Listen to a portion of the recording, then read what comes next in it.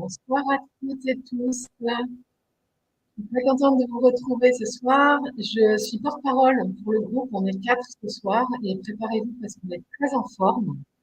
On va vous parler de comment attirer l'abondance ce soir au travers de nos témoignages qu'on a chacune cheminé, euh, puis des positions avec beaucoup de prise de conscience aussi qui nous ont permis d'accorder notre vie à ce que l'on est, à ce qui nous correspond vraiment. Et on va partager avec vous pour voir comment on a fait, quels sont ces déclics de conscience, et puis aussi concrètement, qu'est-ce qui a changé dans nos vies, comment on a réussi à la fois faire ce qui nous convient, ce qui nous fait vibrer, ce qui nous nourrit de l'intérieur, et aussi attirer l'abondance financière, pas forcément en termes de millions, en termes de avoir ce dont on a besoin au moment où on en a besoin. Donc voilà, on va parler de confiance en soi, confiance en la vie. Et chacune on est 4 ce soir, comme je vous ai dit. Donc Nacera, Virginie, Chantal, que vous connaissez déjà de la chaîne, vous les avez déjà vues avec Nacera sur la chaîne. Coucou les filles. Salut, salut. Bonjour à tous. Bonjour à tous. Hello.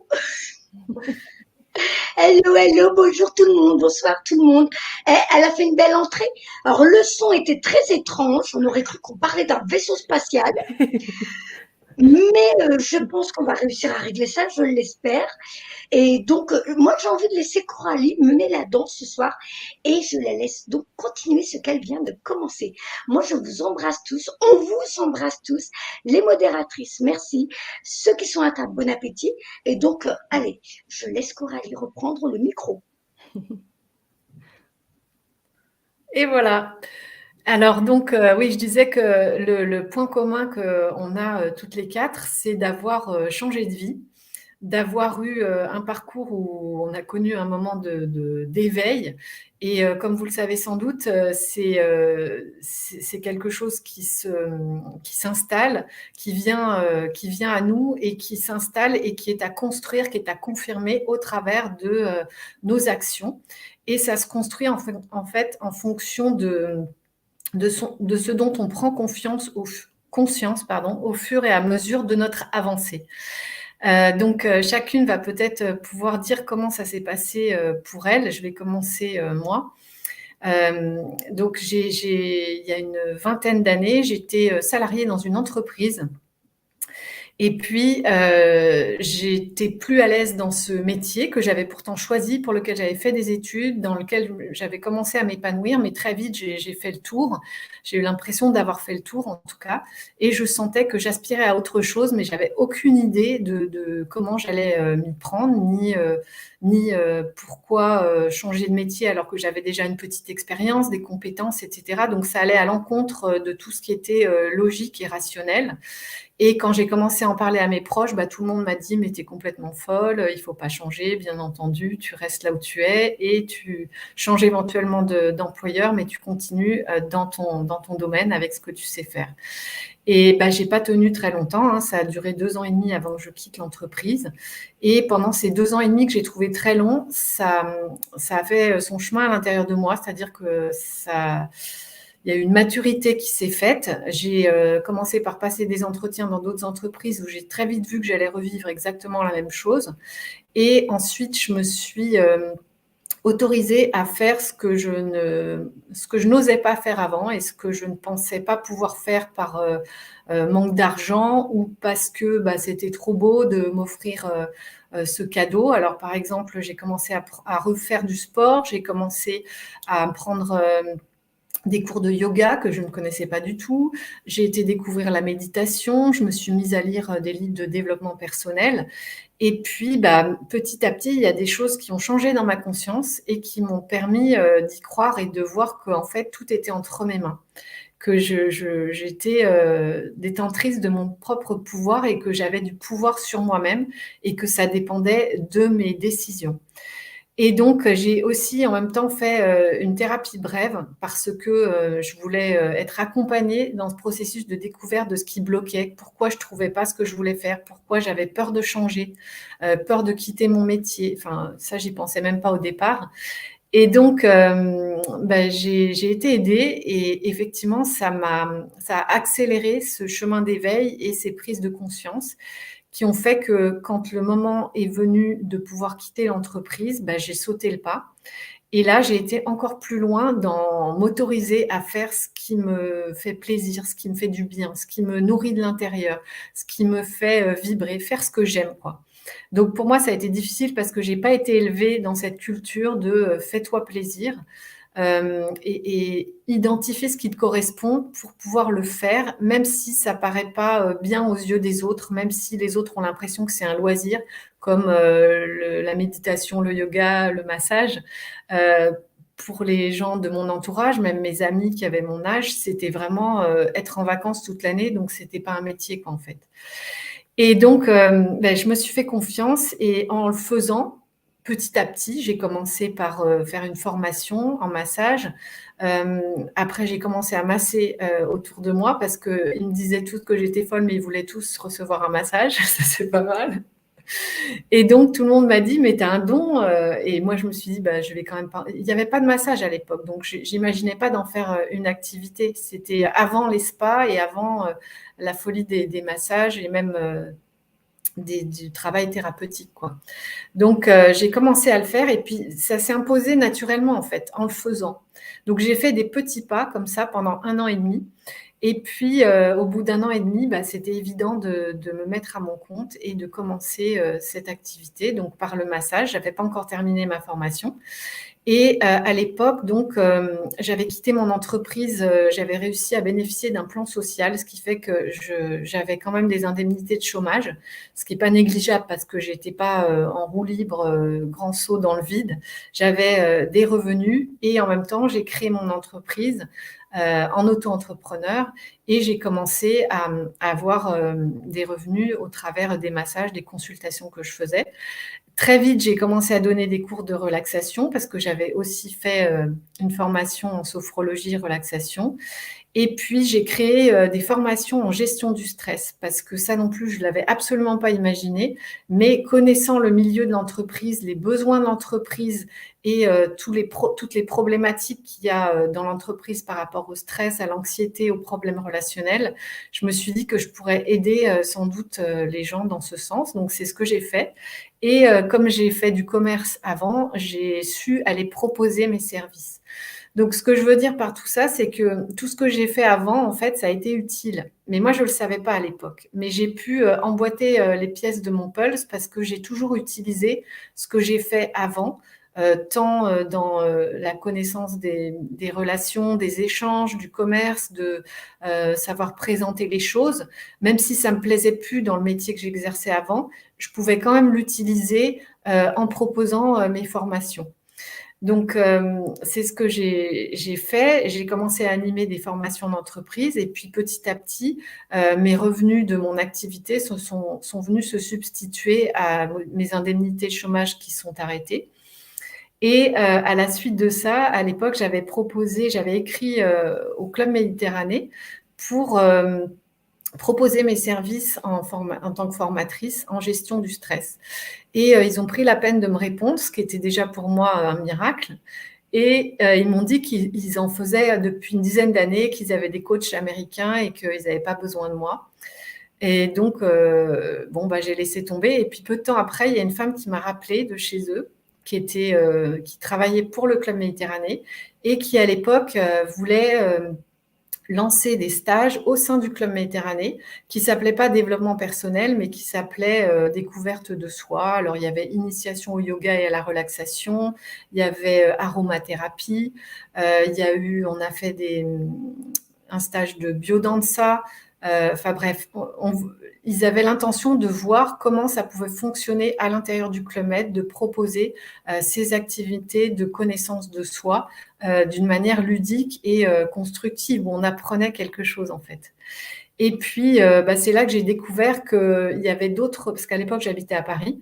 J'ai découvert qu'il y avait des lieux de vie en France, pas loin de chez moi, qui étaient beaucoup plus agréables et qui me correspondaient davantage, puisque je pouvais être dans la nature tous les jours. C'était des lieux magnifiques qui me faisaient du bien, quoi. J'ai découvert cette idée, pas seulement une idée, le ressentir l'effet de la nature et d'endroits magnifiques, majestueux et en plus avec du soleil souvent. Et donc là, ça m'a permis de franchir un nouveau palier et de me lancer là-dedans. Et j'ai pu rencontrer plein de gens, j'ai pu développer mon activité et tout ça, c'était impossible que j'en rêve même à l'époque où j'étais salariée et à l'époque où j'ai fait cette transition. Donc en fait, pour moi, cette histoire d'abondance, c'est vraiment découvrir que on a tous des qualités, on a tous des aptitudes, parfois on ne les connaît pas, et que c'est à nous de les découvrir. Et une fois qu'on les a identifiés, en fait, c'est facile d'oser les mettre en avant, c'est facile d'oser les partager, et que à partir du moment où je suis alignée entre ce que je suis avec mes défauts, mes qualités, mes aptitudes, et que j'ose le faire, euh, il y a tout qui arrive en fait. Il y a les rencontres, les gens, les relations, les situations, les circonstances, les opportunités de travail, l'argent qui va avec. Enfin, c'est cet alignement qui permet d'accéder à l'abondance. Mais c'est pas une histoire de chance. C'est pas quelque chose qui, moi je l'ai pas pris comme une chance. Je l'ai pris comme c'est moi qui me suis positionnée, mais petit à petit. Hein, encore une fois, j'ai du courage, mais j'aurais peut-être pas sauté dans le vide sans faire du saut à l'élastique, sans élastique, non. Donc j'ai pris des risques, mais des risques calculés en quelque sorte. Et en prenant ces risques, en osant faire ce qui me correspondait, et ben, j'ai ouvert le robinet de l'abondance. Et quand j'ai compris ça, j'ai vu que ça marchait dans tous les domaines de ma vie, quoi. Mais il m'a fallu du temps encore pour avancer, découvrir de quelle façon je bloquais, de quelle façon je pouvais me mentir, de quelle façon je créais des obstacles dans ma vie. Et donc, ça prend du temps, mais ce qu'on veut toutes vous dire ce soir, c'est que c'est possible et que c'est un chemin qui est différent pour chacun, mais que finalement, l'essentiel, ça revient au même. Donc, quelles que soient vos caractéristiques, vos compétences qui vous plaisent, c'est possible aussi pour vous. Et vous allez voir dans les autres témoignages que chacun a sa façon de faire parce qu'on est tous uniques, on a tous des différences, on a tous cette singularité. Et c'est à nous de la découvrir, d'apprendre à se connaître et de pouvoir ensuite la partager. Et même dans ce chemin de découverte, on est accompagné, on trouve les ressources. Moi, j'ai vraiment jamais manqué de rien et j'ai jamais fait appel à qui que ce soit pour subvenir à mes besoins. Et bon, peut-être je vais vous laisser parler les filles, mais je vous raconterai une autre anecdote assez croustillante à propos d'argent qui est vraiment énorme maintenant. Donc, à l'époque, je suis entre les deux activités. J'ai des indemnités de chômage. Et avant de quitter l'entreprise, je cherchais un studio parce que je voulais plus payer des loyers. C'est-à-dire, pour moi, c'était mettre de l'argent par les fenêtres tous les mois. Et je voulais m'acheter un studio à Paris. Et donc, j'ai cherché pendant au moins 6 mois et tout ce que je trouvais, ça n'allait pas. Les banques, ils me répondaient même pas quand je faisais des demandes de prêt. Enfin bon, c'était blocage total. Et donc, moi, je comprenais pas parce que pour moi, ça, c'était aligné. J'étais sûre que je voulais ça, en fait. Donc, je comprenais pas ce qui se passait. Et donc, j'ai arrêté de chercher. Et un jour, je suis dans le métro, j'attends la rame. Et là, je vois un magazine immobilier, là, les trucs qui sont gratuits, qu'on trouve dans le métro. Et je commence à feuilleter et je tombe sur une annonce qui m'interpelle. Et c'était un appartement très grand qui faisait 70 mètres carrés. Donc, pour moi seule, c'était juste inenvisageable parce que trop grand, donc forcément trop cher. Et je ne sais pas pourquoi, je me dis, il faut que j'aille le visiter. Donc, à l'époque, je ne savais pas ce que c'était que mon intuition, ma guidance intérieure, mais je la suivais quand même. Et je vais visiter cet appartement. Et je rencontre un agent immobilier très sympa. Et puis, je ne fais même pas d'offre parce qu'effectivement, c'était beaucoup trop cher pour moi. Et puis, bah, je continue sans vraiment chercher, mais voilà. Et 3 mois plus tard, cet agent immobilier me rappelle en me disant qu'il avait besoin de vendre cet appartement avant le 31 décembre et qu'il me le proposait à 40% de son prix. Parce qu'il était comme comment ça s'appelle, des gens qui rénovent les appartements et qui les revendent. Et donc, bah là, il avait une date butoir et donc il a pensé à moi, il m'a rappelé. Et donc, j'ai pu acquérir cet appartement.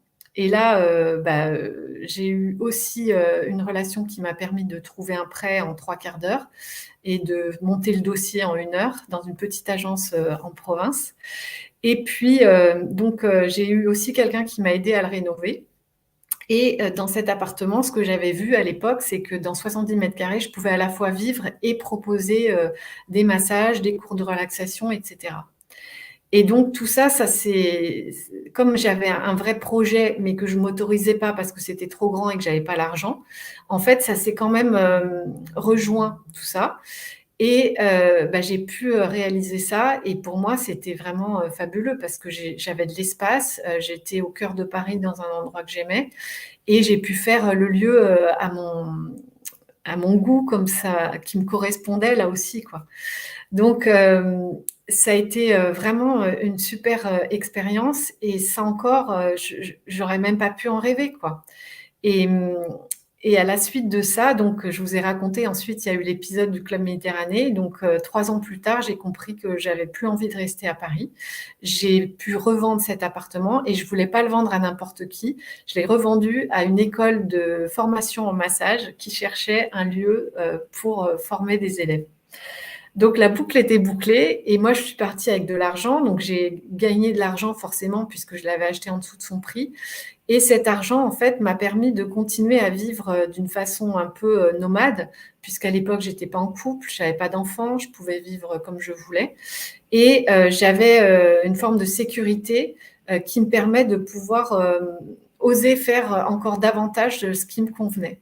Et c'est ce que j'ai fait. Et il y a eu d'autres choses après, mais je vous le raconterai. Mais je trouve que ça illustre vraiment le fait de quand, quand on y croit, quand on ose aller déjà faire une visite pour quelque chose qui nous fait vibrer, même si on n'a pas l'argent, même si on ne sait pas comment on va faire, même si on n'a pas euh, les moyens, le comment, ça c'est pas grave, c'est secondaire. Ce qu'il faut, c'est aller vers ce qu'on aime, vers ce qui nous fait vibrer, pas vers ce qui est, comment dire, illusoire, pas ce qui est juste de l'ordre du plaisir, parce que ça, après le plaisir, il y a la souffrance. Hein, ça marche avec dans la dualité, mais vraiment avec. Quand je dis vibrer, c'est ce qui résonne en moi, quoi. C'est le truc où je sens que j'ai les poils qui s'hérissent quand je vais visiter ce lieu.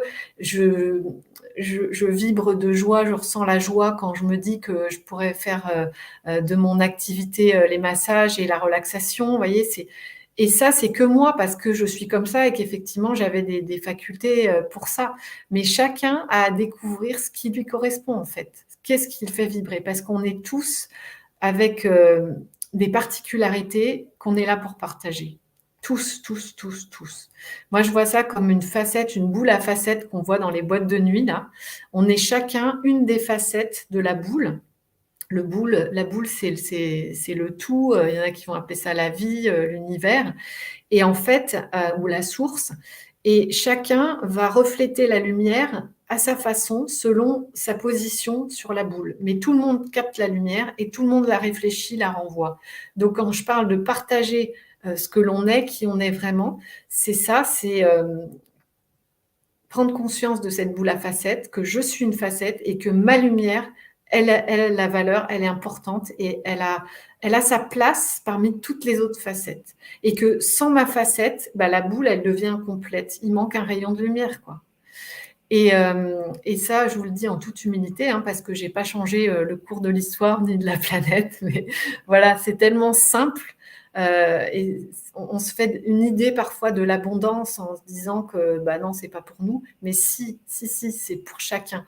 Et moi, je suis contente d'avoir commencé par trouver le sens pour moi de mon activité, de ce qui me correspond avant l'argent. Je pense que si j'avais cherché l'argent avant, j'aurais peut-être pas trouvé Parce que pour moi, la priorité, c'est pas l'argent, parce que si je cherche l'argent, je vibre le manque.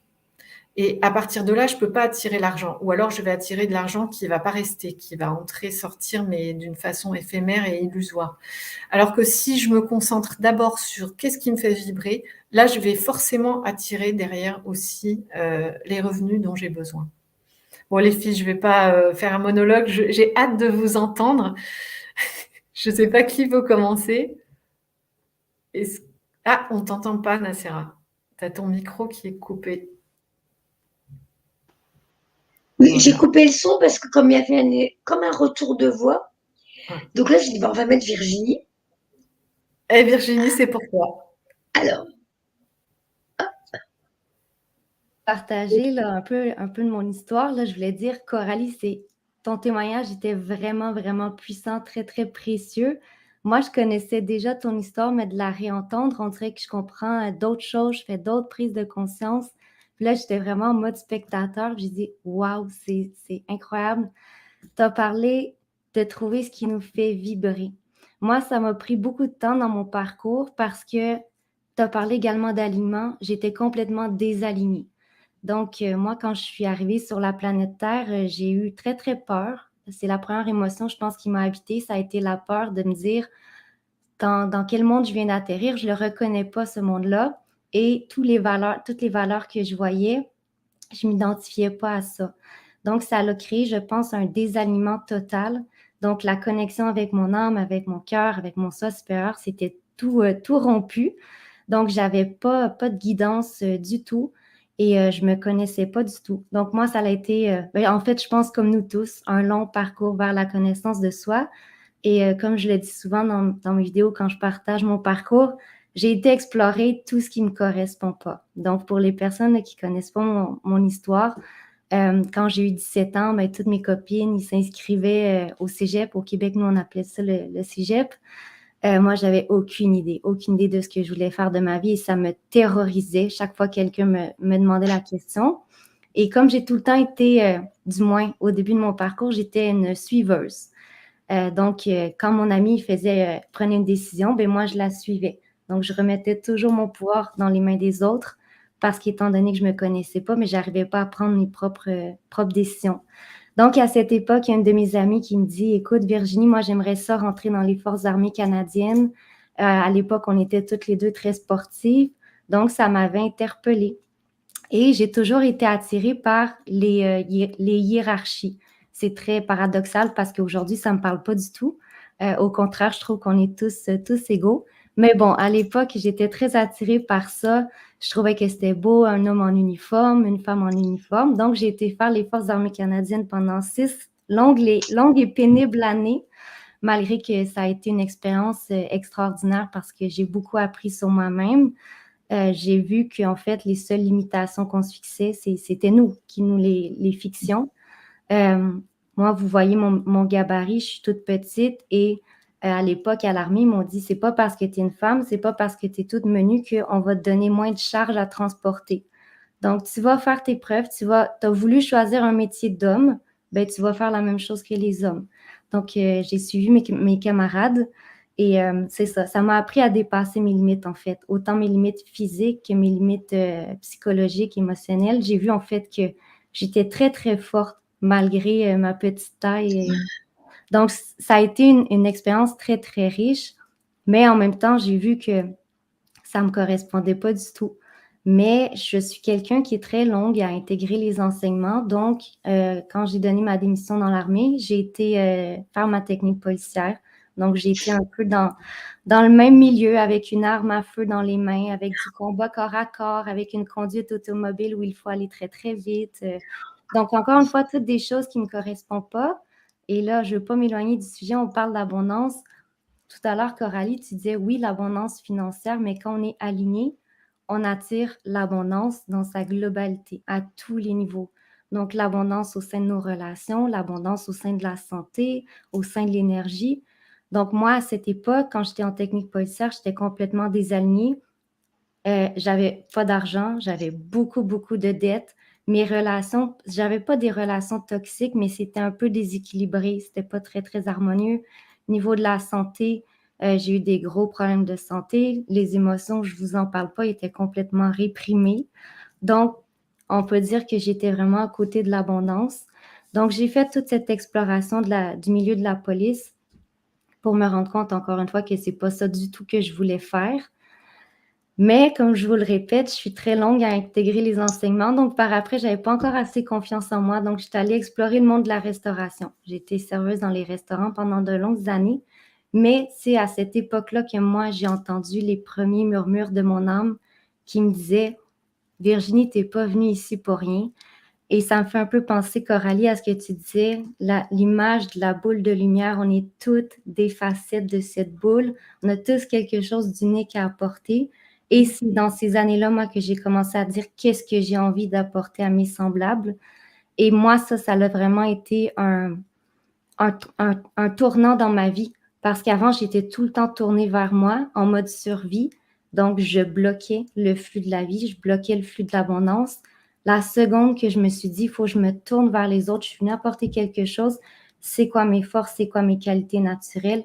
C'est là que ma vie a pris une toute autre direction. Je me suis rappelé que j'aimais écrire depuis que j'étais toute petite. Depuis toute petite, je remplissais des cahiers de notes. Donc, j'ai commencé par reprendre un papier, un crayon. J'ai commencé à écrire. J'ai écrit mon blog à l'époque qui s'appelle Leçons de vie parce que je voulais justement comprendre les leçons que j'avais retenues, les messages que la vie m'avait envoyés. Donc, j'ai commencé à écrire. Et petite anecdote, parce que hier, Coralie et moi, on a fait un live sur les croyances limitantes. Et puis, à l'époque, quand j'ai commencé à écrire, j'avais pas du tout de contact dans le monde de l'édition. Et je savais pas que dans le monde de l'édition, c'est un milieu qui était difficile. C'est difficile de publier son premier ouvrage, surtout quand tu n'es pas connu, quand tu n'as pas quand t'as pas un réseau. Mais moi, j'avais pas ces croyances-là parce que j'avais pas cette connaissance-là. Donc, étant donné que j'ai pas entretenu la croyance que c'était difficile de se faire publier, qu'il fallait avoir fait des études dans le domaine, ben la vie m'a attiré l'expérience que j'avais besoin. Elle a mis sur mon chemin une éditrice qui, elle, à l'époque, était dans une grosse maison d'édition en France. Donc, c'est là que mon parcours d'écrivaine a commencé. Et c'est vraiment là que je te rejoins, Coralie, quand tu disais tout à l'heure, quand on est aligné, quand on fait ce qui nous fait vibrer, ce qui nous met en joie, ce qui nous apporte le sourire, la vie va te gratifier de mille et une bénédictions. Et moi, à partir de ce jour-là, à partir du moment où je me suis écoutée, que j'ai écouté ce qui se passe à l'intérieur de moi, j'ai commencé à croire en moi, j'ai commencé à voir qu'est-ce qu'il y avait de beau et c'est ce que j'ai mis de l'avant. Et comme toi, Coralie, depuis ce jour, je n'ai jamais rien manqué. Au contraire, récemment, je disais à mon mari, j'ai dit, tu te rappelles à l'époque que tu m'as rencontrée, j'avais tellement de dettes, ça n'avait même pas de sens. J'ai dit là, j'ai sorti de la matrice, sorti de la société, je travaille pour moi, j'ai plus aucune dette. Au contraire, on a des sous de côté. Donc, c'est pour dire à quel point tout se transforme au niveau des relations. Regardez, je suis avec 3 belles personnes aujourd'hui. Jamais par le passé, j'aurais cru que c'était possible. Donc, voilà un petit peu mon histoire. J'aimerais peut-être céder la parole à Chantal ou à Nacera. Je vais mettre Chantal. Alors, Chantal, elle a coupé son micro. Ah. C'est bon, je suis là. Bah, merci, Voilà. les filles, merci les filles pour toutes ces belles expériences. Ça me fait remonter à mes souvenirs, hein, moi aussi. Donc, par rapport à l'abondance, j'avais envie de dire déjà que moi, je l'ai senti comme un état d'être inné. À l'époque, je ne savais pas comment l'expliquer, mais je me sentais comme si mon être était déjà l'abondance, en fait. L'abondance, l'univers, tout ce que vous voulez. Et je sentais qu'il y avait cette énergie qui est présente en chacun de nous et qu'on avait juste à y croire et à enlever toutes les croyances limitantes ou tout ce qu'on a pu penser de l'argent, changer la vision de l'argent aussi, parce que moi j'ai vécu, mes parents étaient rapatriés de la guerre du Vietnam, ils sont arrivés en France sans rien du tout, avec mon petit frère dans l'avion, sans vêtements, sans nourriture, ils sont rentrés directement dans l'avion comme ça. Et ils sont arrivés en France et on les a accueillis dans un foyer. Et justement, toute cette histoire me fait penser que même dans les situations les plus bouleversantes, les plus difficiles, il y a toujours un espoir. Ma mère me disait tout le temps, à partir du moment où il y a des personnes qui sont autour de toi, des gens, tu peux toujours avoir la foi que tu vas recevoir quelque chose, ou quelqu'un va t'aider en fait. Si à partir du moment où vous êtes dans un désert, sans rien, sans boire, sans manger, sans personne, là, vous pouvez vous inquiéter. Mais quand il y a des gens, vous pouvez toujours attirer quelqu'un qui pourra toujours vous aider en fait. Et elle m'a ancré ça dans mon esprit, et c'est de là où je me suis toujours dit, mais même si je suis dans la rue, je suis en France, il y aura toujours quelqu'un qui va m'aider avec des doggy bags au restaurant, ou avec voilà un habitat qu'on va me proposer. Et de là, je me suis dit, mais le manque, on peut pas avoir du manque. C'est notre état et notre vibration. C'est une question de vibration en fait. Et si on pense au manque, c'est vraiment au niveau de l'ego, du mental, et qu'il faut se dire que dans notre état naturel, on attirera toujours ce dont on a besoin. Et j'ai expérimenté ça plusieurs fois dans ma vie, en fait. J'ai fait le saut en parachute dans le vide au moins 10 fois. Pour ceux qui pensent que j'ai que 25 ans, non, j'ai 36 ans. Donc, il y a 15 ans, j'avais commencé le travail, en fait, par deux contrats de travail en CDI, où j'étais le lundi, mardi comptable, et le mercredi, jeudi, vendredi, je travaillais dans le bien-être, dans les massages aussi. Et je me suis dit, j'ai senti au bout de 2 ans, j'adorais, mais franchement j'adorais. Mais au bout de 2 ans, j'ai senti que j'avais un appel, et je devais partir tout de suite en Angleterre, apprendre la langue.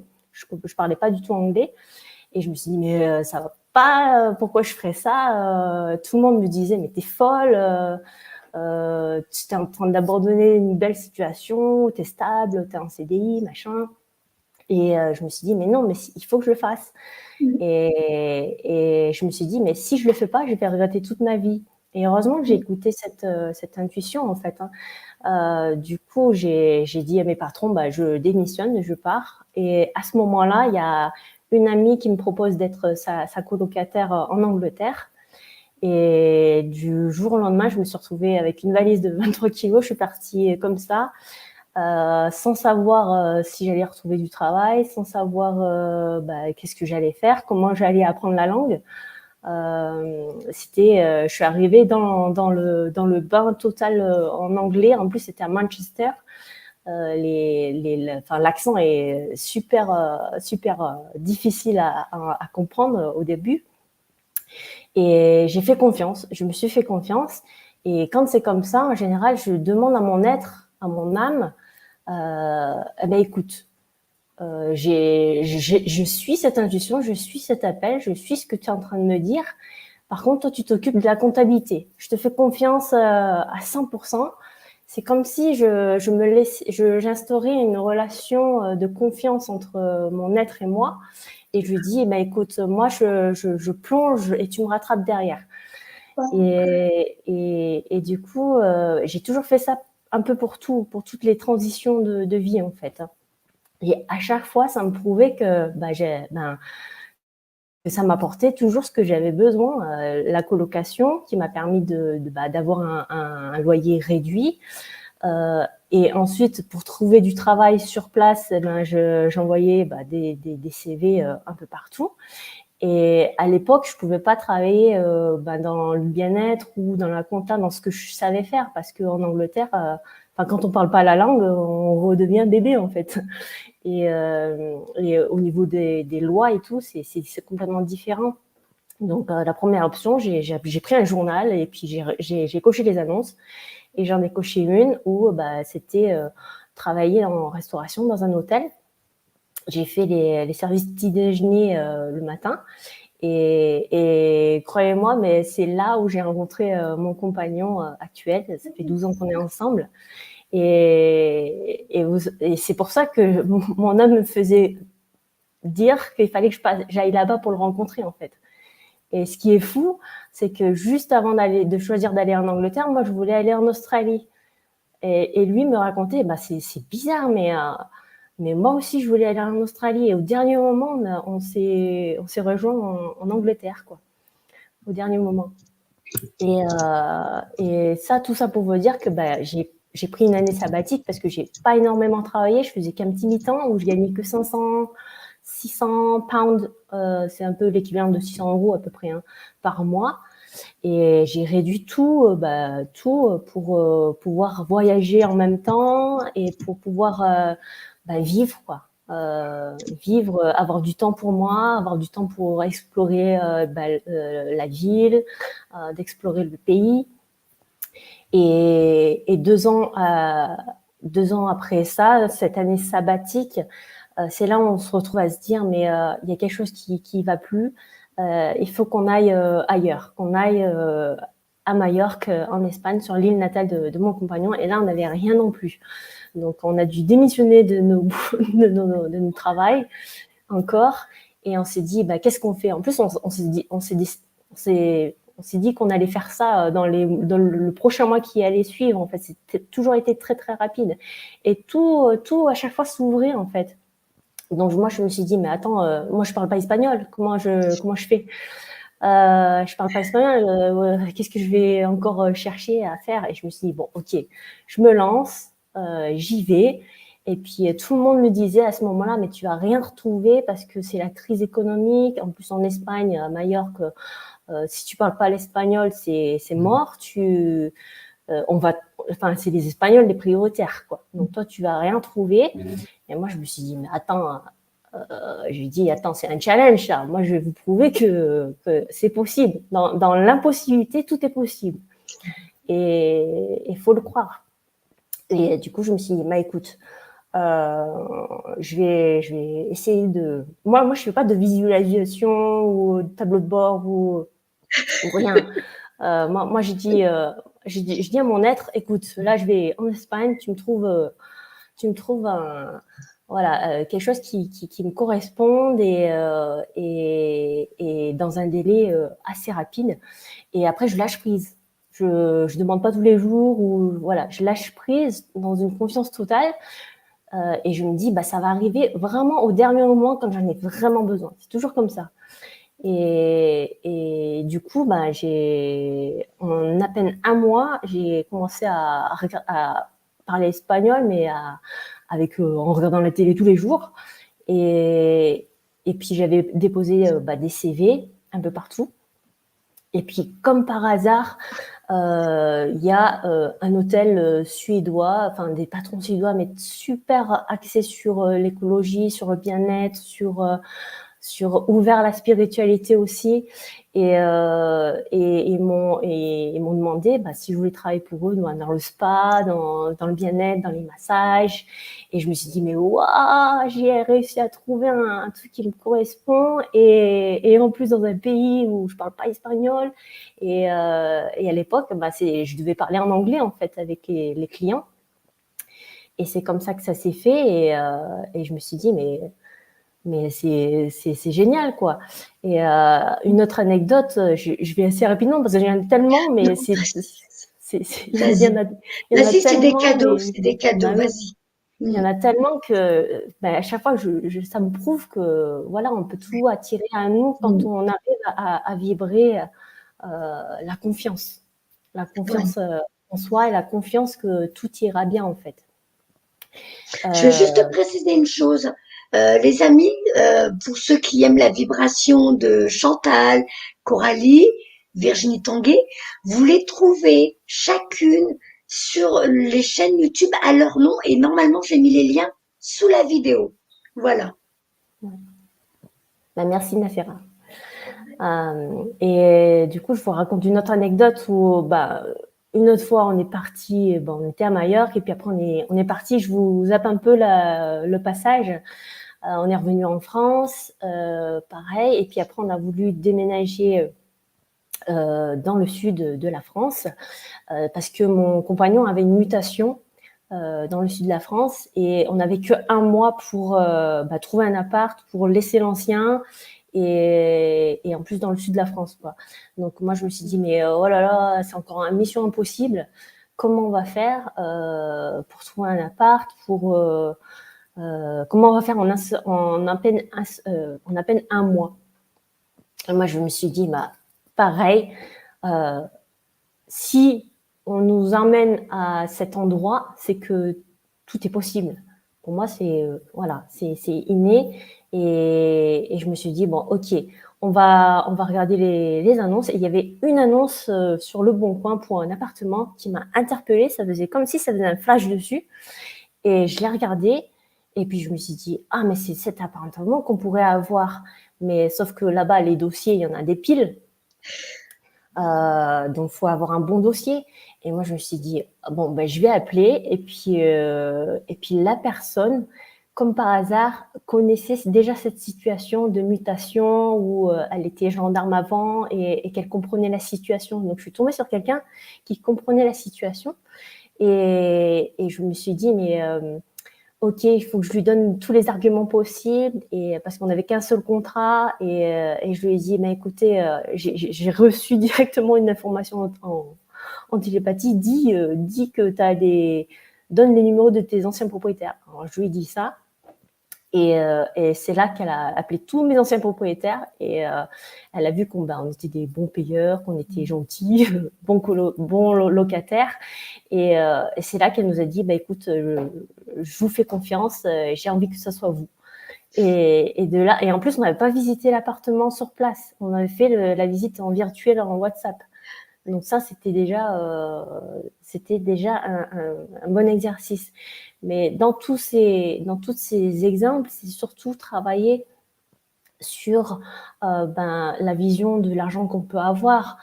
Si on pense que c'est sale, si on pense que c'est que pour les riches, moi je sais que pour moi c'est qu'une énergie qui nous arrive, qui circule, qu'on reçoit, qu'on donne. Et aussi le fait d'accepter de recevoir, parce que souvent moi j'avais tendance par mon enfance à avoir des fois besoin de recevoir de l'attention et je l'avais pas, et du coup je me suis mise dans un état où ok, on m'écoute pas pour ça, alors je vais moi devenir celle qui écoute.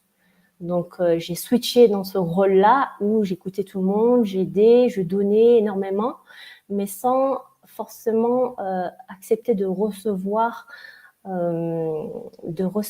sans devoir donner. C'est genre quand tu vas chez quelqu'un, il y a quelqu'un qui te donne un gâteau et puis toi tu dis tout de suite, ah mais moi j'ai rien à te donner, il faut que je te donne un truc, tu vois. Et moi j'étais un peu comme ça et je me suis dit mais non, accepte de recevoir sans forcément avoir donné avant.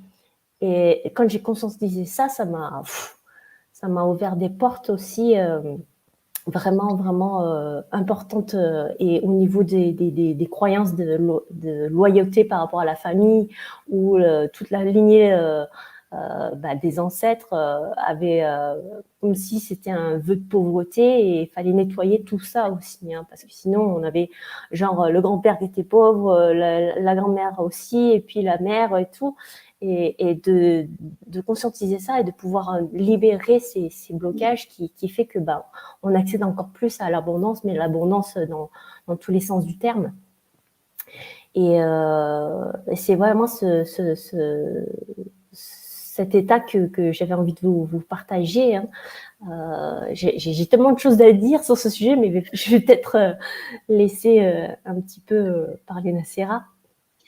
Si tu as des expériences qui sont flagrantes, moi je trouve qu'en plus tu expliques bien, c'est intéressant. Ouais. Après, par rapport à le côté où j'ai commencé à me mettre à mon compte aussi, j'ai voulu me mettre à mon compte du coup pour les massages. Donc c'est ce que j'ai fait.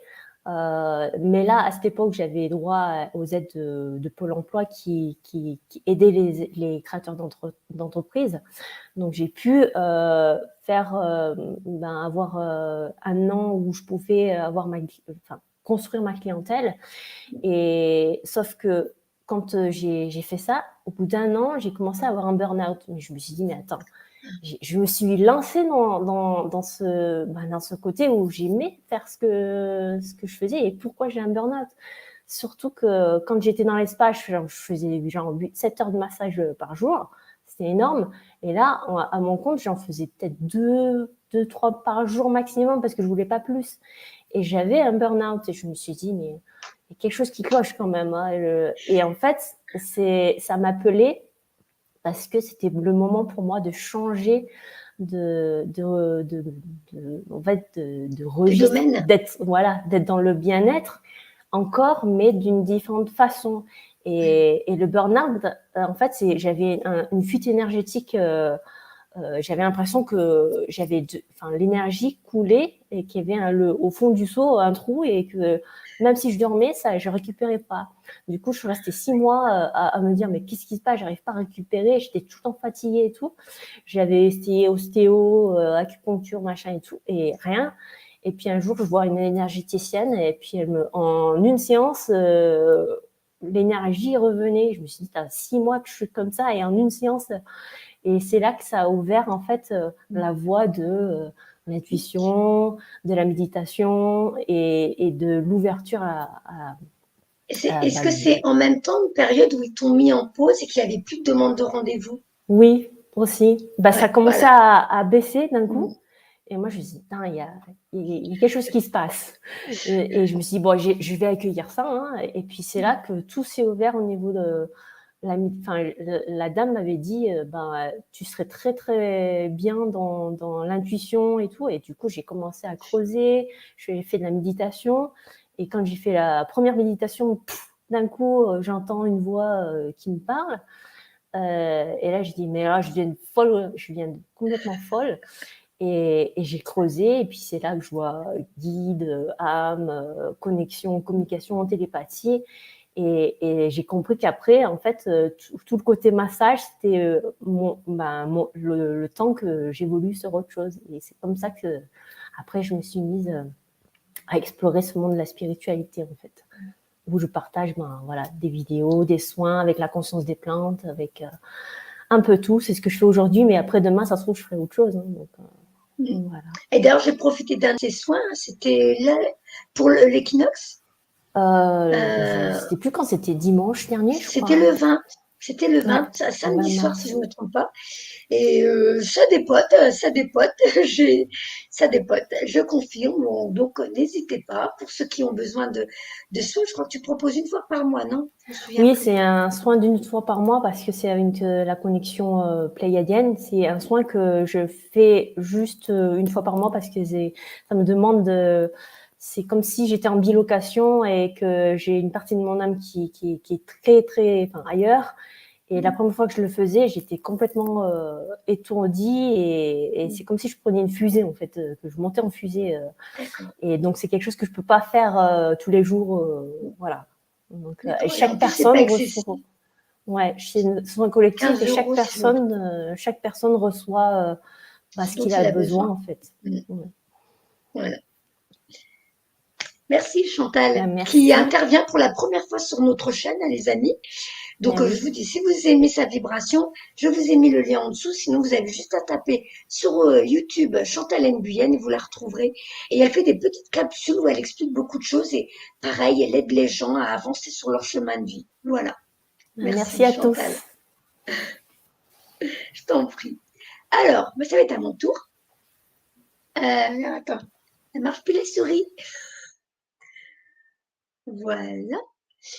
Hop là. Alors, on m'entend, hein, je ne me trompe pas. J'ai mis mon micro. Donc, alors moi j'ai les cheveux un petit peu, hein, je sortais du bain, j'ai pas pensé à faire, mais c'est pas grave, hein, tant que je vous fais pas peur. Il y a une mèche rebelle là, elle vient d'où celle-là? C'est mes mèches qui captent les autres mondes. Alors, mes histoires à moi. que j'essaie de me souvenir en prenant d'ailleurs des exemples sur ce qu'ont raconté Chantal et Coralie, c'est pour les appartements, les maisons. Et bien effectivement, moi aussi, c'était quand j'ai demandé le divorce avec ce fameux homme. Vous avez déjà entendu certaines de mes histoires où ma mère m'avait mariée de force, enfin de force. Avec le recul, je me dis, Nacera, t'aurais pu partir, t'aurais pu. Elle m'a pas attachée à une chaise non plus, mais bon, elle m'a mariée de force avec les mots que je peux employer quand même. Et donc de là, à un moment donné, j'en pouvais plus, je voulais m'en aller, mais c'était l'astuce de d'être avec ce monsieur pour avoir ma maison parce que ma mère m'aurait jamais laissé partir sans être mariée. Disons que chez les Maghrébins, ça se faisait pas trop à l'époque. Une fille, une femme, une jeune femme, même mariée, ne pouvait pas avoir son appartement tout seul, sinon tout de suite on imagine qu'elle va inviter des messieurs à longueur de temps. Donc, je me suis mise avec ce monsieur. Là, on a été aidés. J'ai eu un appartement, ça va. Bon, très vite, c'est parti en cacahuète. Je crois, en 3-4 ans, c'est parti en cacahuète avec ce monsieur. Et j'ai dit non, j'en peux plus, là, je veux divorcer. Et entre-temps, je me rappelle, je mettais même le foulard. C'était l'époque, j'ai mis 2 ans le foulard. Et c'est là que j'ai dit, il va falloir que je trouve une solution pour divorcer et en même temps déménager. Et j'habitais dans une tour qui devait être détruite. Et ils avaient fait partir tous les habitants de l'immeuble. Alors, pour vous dire, c'était une tour où il y avait, je crois, 13 étages. Et à chaque étage, sur le palier, il y avait 4 appartements. Donc, il y avait du monde. Et tout le monde avait été redistribué, on va dire.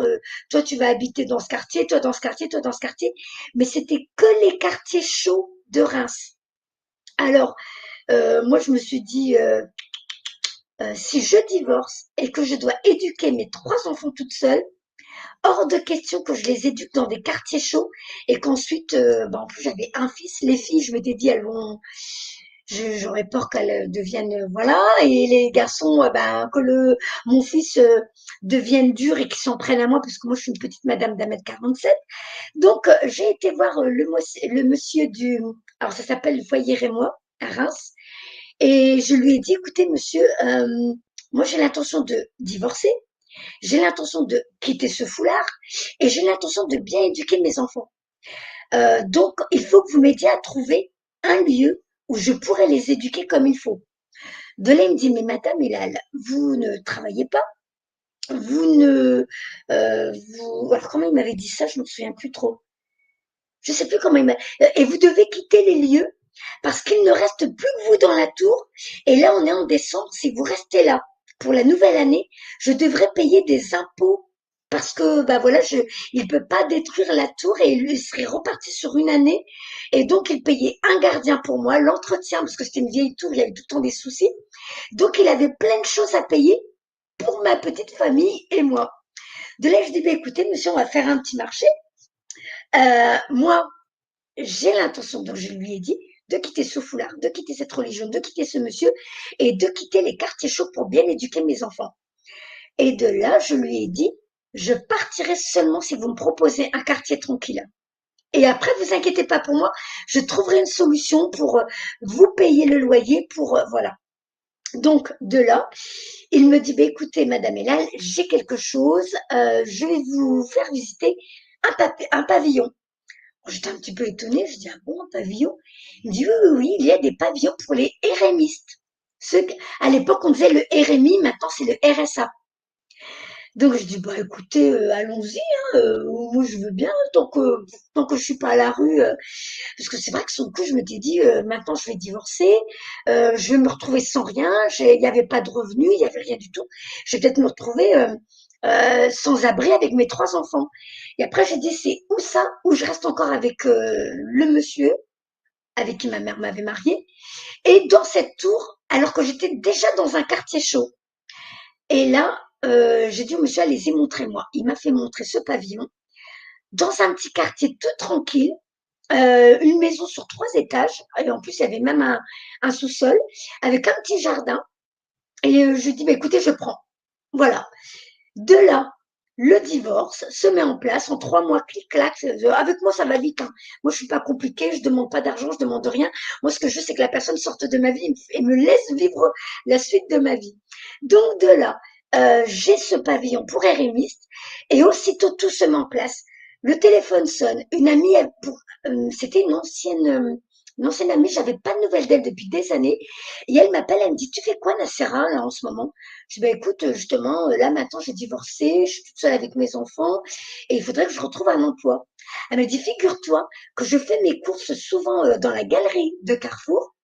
Et dans Carrefour, il y a une boutique Camailleux qui recherche une vendeuse. Et j'adore cette équipe. J'ai tout le temps acheté mes vêtements chez eux. Et je te vois bien dans cette équipe-là. Moi, je dis, ah bon, qu'est-ce que j'ai fait? Bah, le lendemain, je suis allée directement, 2 bus, 1 heure l'aller, 1 heure le retour. Mais j'étais déterminée. J'ai pris le bus. On m'a fait 3 entretiens de 45 minutes. Mais j'ai obtenu le poste. J'ai eu un CDI très rapidement. Et de là, j'ai dit, voilà, ma nouvelle vie se met en place dans cette maison avec mes enfants. J'étais seule avec mes 3 enfants pendant 13 ans et je ne payais pas de loyer. Parce que comme j'étais seule avec 3 enfants, que j'avais fait exprès de trouver un emploi à 22 heures parce que je disais, moi, je cours pas après l'argent. Ce que je voulais, c'est équilibrer le frigo plein, les factures payées et que je puisse encore continuer à être là pour mes enfants quand ils rentrent de l'école, des moments en famille et tout ça. Et tout se mettait en place. Tout se mettait en place comme il fallait pour vous dire que j'ai vécu donc 13 ans seule dans cette maison avec mes enfants. Et quand ils ont grandi, les 3, j'ai pu leur payer leur permis et leur premier loyer. Donc, ces expériences de lâcher prise, je les ai expérimentées après dans d'autres domaines. Que je me souvienne, c'était quitter, parce que entre-temps, Camailleux, après, bah, bien sûr, quand l'univers veut vous faire comprendre que vous n'êtes plus au bon endroit, il va trouver une solution pour vous titiller, pour vous bousculer, pour vous chahuter. Et donc, l'équipe Camailleux, il y a la responsable du magasin qu'on adorait tous. Elle est tombée amoureuse pendant ses vacances et donc elle nous a laissé, normal, hein, elle pense à elle, elle avait raison, elle nous a laissés pour aller vivre à Fréjus, dans le sud de la France. Et elle s'est mariée, elle a vécu, enfin, je sais pas où elle en est, parce que j'ai plus jamais eu de nouvelles, c'est dommage. Et donc, de là, on a eu une nouvelle responsable qui était une petite peste et qui m'a fait vivre du harcèlement moral. De là, je me dis, qu'est-ce que c'est que ça? C'est quoi? Alors, je vais passer les détails. Ça a été loin. J'ai dû porter plainte. J'ai eu du mal à prouver le harcèlement moral. Mais on m'a quand même donné 2 500 € les prud'hommes. Ils ont dit on a eu du mal à. Alors, c'était dur de prouver parce que toutes les autres voulaient plus parler. Elles avaient peur alors que tout le monde pleurait avec elle. Elle était terrible. Elle nous faisait quitter plus tard. C'était vraiment de la vraie exploitation. Mais encore une fois, vous voyez, du point de vue de l'humain qui a envie de pleurer sur son sort, c'est oh là là, elle était très vilaine, la méchante dame, oh là là. Mais du point de vue de l'âme, c'était elle t'embête, qu'est-ce que t'attends pour partir? Vous voyez? Donc, au moment où je me dis, ok, j'accepte, je laisse cet emploi, je vais quitter Camailleux, et tant pis. Entre-temps, j'avais fait comme une espèce de déprime, et on m'avait même donné des somnifères et des cachets. J'ai dit, ça, c'est pas moi. Je veux pas de ça. J'ai réagi de la même manière que mon premier mari. Quand mon premier mari m'avait battu, il m'a battu qu'une fois. Il m'a envoyé à l'hôpital et je dis, ça c'est pas moi. Je suis pas venue sur terre pour vivre ça. Eh bien, j'ai répété cette phrase. Ça c'est pas moi. Je suis pas venue sur terre pour vivre ça. J'ai jeté les médicaments à la poubelle. J'ai repris le contrôle de ma vie. Et je dis maintenant, je laisse la suite venir. Mais à l'époque, j'étais pas dans l'univers, les synchronicités, les hormones. Je ne connaissais rien de tout ça. Le téléphone qui sonne, je me rappelle, c'est Pôle emploi. Alors, vous devez vous inscrire, je sais plus trop, mettre à jour votre dossier et tout ça. Et je tombe sur une Nacera. Je me rappelle, elle était très belle, une rouquine avec des cheveux bouclés, mais magnifique cette dame, mais avec une attitude un peu hautaine. Elle me prenait de haut et elle me dit, bon, madame, on va falloir vite trouver un emploi parce que vous n'allez pas rester comme ça, vous n'allez pas devoir compter sur les acédiques et tout ça. Je dis, mais alors là, avec tout le respect que je vous dois, madame, je vais vous dire tout de suite, je vais pas avoir besoin de vous. J'ai dit, j'ai tout le temps trouvé mes emplois moi-même. C'est sûrement pas vous qui allez m'aider aujourd'hui. Je lui dis, moi, j'ai rien demandé. J'ai vécu un harcèlement moral. J'arrive ici. Et là, maintenant, vous me prenez de haut comme si c'était moi la coupable. Je dis, moi, je vous le dis, je ne resterai même pas un mois ici. Vous allez même pas avoir le temps de me faire un mois, 2 mois d'acédique. Et comme elle a aimé mon tempérament, elle m'a dit, je vais faire quelque chose que j'ai jamais fait.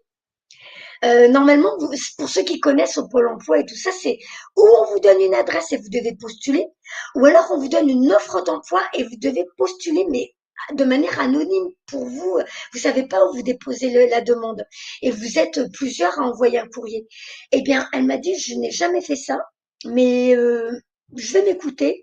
Et donc Nacera a rendu service à Nacera. Elle m'a dit, est-ce que vous connaissez la boutique Christine Laure? Je dis, ah ben je dis, c'est dans la galerie de Carrefour aussi. C'est les filles qui travaillent là-bas étaient des clientes à moi. Elle me dit, oui, bah alors si vous les connaissez, vous pouvez aller les voir. Elles recherchent pour un CDI de 22 heures. De là, je dis, mais c'est parfait. Je suis allée dès le lendemain matin. La responsable me voit dire, ah, bonjour Sarah, qu'est-ce que tu deviens et tout ça. Je dis, bah voilà, Camailleux c'est terminé, je tourne la page, je passe à autre chose. Et de là, elle me dit, comment ça? Je cherche un emploi, j'aimerais bien être encore vendeuse en prêt-à-porter, j'adore ça. Elle dit, toi, tu cherches un emploi en vendeuse? Je dis oui. Elle dit, ah, mais j'adore ta technique. Elle a arraché l'annonce qui était sur l'entrée de la boutique. Elle l'a arrachée, elle dit, écoute, tu vas passer l'entretien, mais pour moi, c'est OK. Et effectivement, j'ai été prise. Et c'est même là que je venais d'avoir cet emploi. Et je me disais, bon, là, par contre, j'en ai marre des 1 heure l'aller-retour parce que quand j'étais chez Camailleux, il y avait tout le temps une des filles de l'équipe qui me déposait à la maison. Le matin, j'allais en bus et à la clôture à 20 heures, il y avait tout le temps quelqu'un pour me déposer parce qu'à 20 heures, il n'y avait plus de bus. Donc, l'univers, vous voyez, avait toujours trouvé des solutions pour que je m'en sorte. De là, j'ai dit, je vais m'acheter une voiture. Et comme je réussissais pas le permis, j'ai acheté une voiture sans permis. J'ai fait mon crédit, alors que je déteste les crédits. C'est la seule fois de ma vie où j'ai fait un crédit. Je ne supporte pas, je me dis tout le temps, si je meurs demain, je ne veux pas avoir une dette sur le dos. J'ai pris, parce que là, c'était quand même pour avoir un emploi. Et donc, 4 mois plus tard, on m'a volé la voiture devant la maison. Alors là, je dis, bon, pourquoi, pourquoi, pourquoi on me vole ma voiture? Je viens de trouver un emploi. Et le plus, c'était au moment où j'allais, parce que je venais de faire les 3 mois d'essai, et c'était le moment où je devais signer le CDI. Je dis, mais c'est pas possible, comment je vais faire? Et après, je dis, bon, je vais pas pleurer pendant 10 ans. J'ai pleuré que là, le matin où j'ai découvert qu'on me l'avait volé. Je dis, ça sert à rien que je pleure. Je pleure, je chante, je danse, je fais ce que je veux, la voiture, elle va pas revenir devant la maison. Donc, j'ai dit, qu'est-ce que je vais faire? Déjà, je vais demander à l'univers que ce soit des personnes qui avaient faim, qui avaient besoin, qui récupèrent cette voiture en me disant, j'espère qu'ils ont pu remplir le frigo, acheter des vêtements aux enfants. Je me rappelle que j'étais dans ce truc-là. Même pas une semaine après, j'ai Skyrock qui m'appelle et j'ai gagné les 1500 euros parce que j'ai dit, bah, nous, on est que Skyrock. De là, j'ai pu racheter une voiture.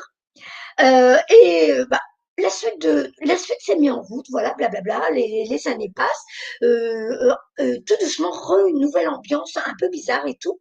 Et donc, c'est là qu'avec Arnaud, en plus, on décide de faire un bébé. Je tombe enceinte de Sarah, de Jade en premier. Et on avait encore le droit aux 3 ans de congé parental. Et au moment où je me dis, purée, je vais reprendre le boulot. Et comme vers la fin, l'ambiance avait changé. Encore une fois, ce schéma qui revient de une nouvelle responsable. L'ancienne était partie avec qui on s'entendait bien. On nous en met une nouvelle qui est une sale peste. Mais bon, je dis sale peste, mais avec du recul, je dis merci à elle parce que j'ai compris pourquoi elle est venue sur mon chemin. Et de là, au moment où je me dis je vais devoir reprendre le boulot et j'ai pas envie, je tombe enceinte de Sarah. J'épargne les détails, j'ai déjà dit ça dans d'autres vidéos et ça sera raconté dans mon livre que Virginie m'aide à réaliser et je la remercie encore. Et de là, c'est encore une fois tout un micmac. Je ne peux plus revenir travailler, sauf que comme j'ai un orgueil, j'ai du mal à accepter. Je ne veux pas du Pôle emploi, mais je voulais pas non plus que ce soit Arnaud, l'homme avec qui je faisais ma vie. J'avais mes 2 autres enfants avec lui et j'avais 2 enfants avec lui aussi. Donc j'avais 2 enfants que j'ai ramenés avec moi, que c'était pas ses enfants à lui, et les 2 avec lui. Donc on était à 6 dans la maison. Et j'ai dit hors de question que ce soit Arnaud qui gère tout, mais je ne voulais plus travailler. Qu'est-ce qu'il fallait que je fasse? J'ai dit: je peux plus parce que l'ambiance était partie en j'allais au boulot avec des nœuds à l'estomac, la nausée, des diarrhées, hein, je vous le dis, hein, c'était terrible. Je ne supportais plus d'aller travailler. La responsable était terrible. Elle me faisait pleurer en plein dans le magasin. Une des collègues qui pensait qu'au chiffre d'affaires me faisait pleurer dans le magasin. Je dis: c'est pas possible, je peux pas rester comme ça. De là, je dis: il va falloir que je ravale mon orgueil. Et puis tant pis, c'est Arnaud qui va devoir gérer pour nous, pour mes enfants et les 2 enfants que j'ai eus avec lui. Et tant pis. Et entre-temps, qu'est-ce qui se passe? Bah, c'est là que je tombe sur des médiums qui me disent: mais tu sais, tu as des capacités, tu es guérisseuse toi aussi, tu fais ci, tu fais ça. Je dis: comment ça? Et là, entre-temps, moi, j'avais pas repris le travail, mais l'univers a voulu. Ne me demandez pas comment ça se fait. Normalement, quand on quitte Christine Laure, ils vous disent: vous prenez la porte, vous démissionnez. Sauf que moi, j'ai dit: s'il vous plaît, de l'autre côté, je vous en prie, je ne veux pas que ce soit Arnaud qui gère tout seul. Et débrouillez-vous, je quitte mon boulot. Et à l'époque, je savais même pas à qui je m'adressais, hein.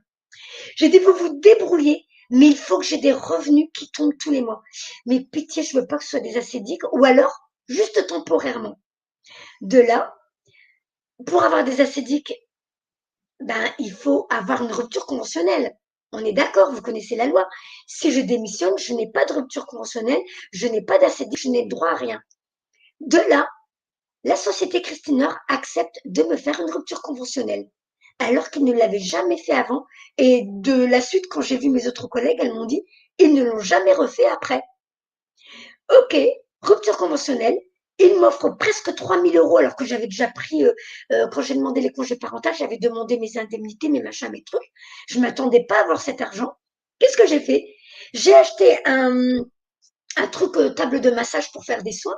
J'ai acheté des jeux de cartes et là j'ai commencé à tirer les cartes. Au début c'était pour moi, pour m'amuser. Après c'était les enfants, après les amis, après belle-sœur et ainsi de suite. Et voilà le bouche à oreille qui se met en place. Sauf que là, je commence à aller vers une nouvelle peur. J'étais avec les assédiques, mais je voulais plus des assédiques. Et en même temps, je me dis, je sentais que j'en avais marre tous les fins de mois de faire vous savez, on doit déclarer, j'ai touché tant d'argent, parce que je devais déclarer ce que j'avais touché.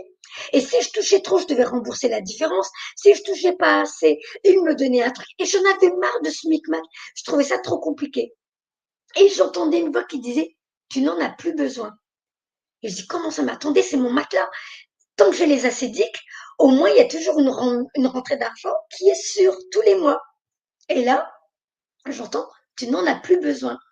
Je dis: bon, alors je vais remplir pour la dernière fois les assédiques en leur disant: je ne suis plus à la recherche d'un emploi. Je me rappelle, c'était en juin 2018.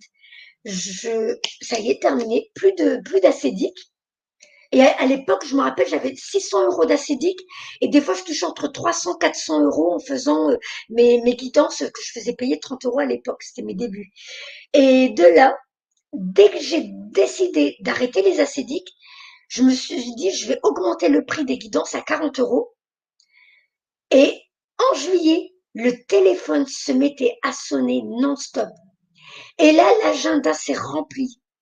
Parce que j'avais quitté le matelas, celui que je voyais comme une sécurité, parce que je vibrais la peur, le stress de manquer, cet orgueil de ne pas demander à l'autre, de vouloir me débrouiller par moi-même.